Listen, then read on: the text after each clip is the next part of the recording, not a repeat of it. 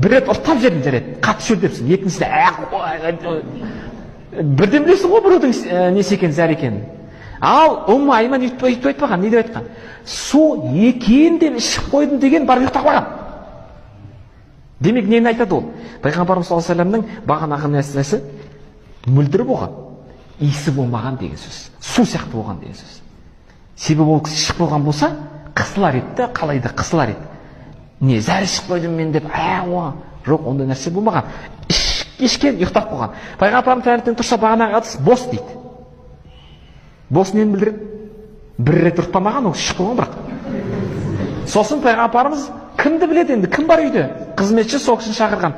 Мынау қайда кетті деген, сонда қарасаңыздаршы. Мен ішіп қойдым, су екен деп ойлағанда, су екен деп ойладым деп айтқан кім? Айман. Сонда пайғамбарымыз бүйтпеген. Неге ішесің? Ол зәр ғой, байқамайсың ба? Жоқ, бір сөз айтпаған.